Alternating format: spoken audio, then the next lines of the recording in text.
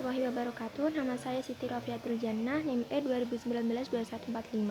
Saya dari kelas AS4. Di sini saya akan menanggapi sebuah video yang telah ditugaskan oleh Bapak Dr. Abdul Wadud Nafis selaku dosen pengampu Ekonomi Makro Islam. Baik, sebelumnya di sini saya akan menjelaskan tentang ekonomi tertutup tanpa kebijakan pemerintah.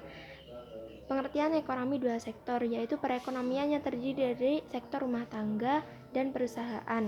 Aliran pendapatan dalam perekonomian dua sektor. Yang pertama ada sektor perusahaan menggunakan faktor-faktor produksi yang dimiliki rumah tangga. Kedua, sebagian besar pendapatan yang diterima rumah tangga akan digunakan untuk konsumsi, yaitu membeli barang-barang dan jasa atau jasa yang dihasilkan oleh sektor perusahaan. Yang ketiga, ada sisa pendapatan rumah tangga yang tidak digunakan untuk konsumsi akan ditabung dalam institusi-institusi keuangan. 4. Pengusaha yang ingin melakukan investasi akan menunjukkan tabungan rumah tangga yang dikumpulkan oleh institusi-institusi keuangan. Selanjutnya ada kecondongan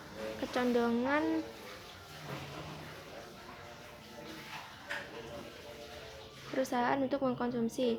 Yang pertama ada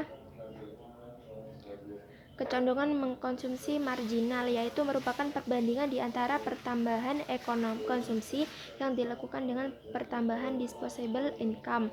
Yang kedua ada kecondongan mengkonsumsi rata-rata, yaitu merupakan perbandingan di antara tingkat konsumsi dengan tingkat disposable income.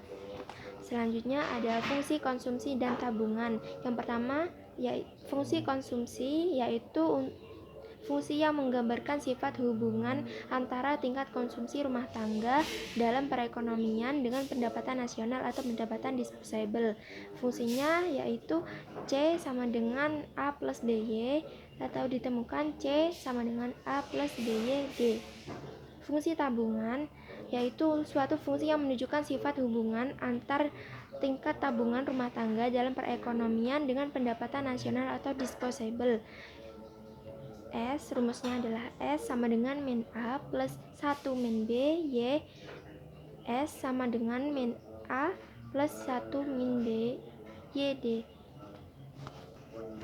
Selanjutnya ada investasi dan fungsi. Yang pertama ada investasi merupakan pengeluaran atau pembelanjaan penanam modal atau perusahaan untuk membeli barang-barang modal atau perusahaan untuk menambah kemampuan memproduksi barang dan jasa yang tersedia dalam perekonomian. Investasi meliputi pengeluaran untuk yang pertama pembelian barang modal, yaitu media atau peralatan produksi lain untuk mendirikan berbagai jenis industri dan perusahaan. Yang kedua, penggantian barang-barang modal yang telah didepresiasikan. Ketiga, pengeluaran untuk bangunan kantor, pabrik, dan lain-lain. Selanjutnya ada pertambahan nilai stok barang yang belum terjual. Yang pertama ada faktor penentu investasi. Ada tingkat keuntungan yang diamalkan akan diperoleh. 2. Suku bunga. 3. Ramalan mengenai keadaan ekonomi di masa depan. Yang keempat ada kemajuan teknologi. 5. Ada tingkat pendapatan nasional dan perubahannya.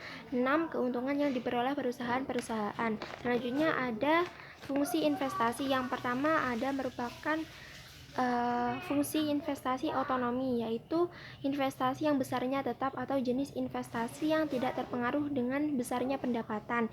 Yang kedua ada investasi terpengaruh, yaitu investasi yang besarnya dipengaruhi oleh besarnya pendapatan nasionalnya. Semakin tinggi pendapatan nasionalnya, semakin tinggi juga investasinya. Selanjutnya ada keseimbangan perekonomian suatu negara. Dalam perekonomian dua sektor, keseimbangan dua sektor tercapai apabila yang pertama ketika pendapatan nasional sama dengan konsumsi dan investasi. Yang kedua, investasi sama dengan tabungan. Mungkin cukup sekian tanggapannya yang dapat saya sampaikan. Kurang lebihnya saya mohon maaf. Wassalamualaikum warahmatullahi wabarakatuh.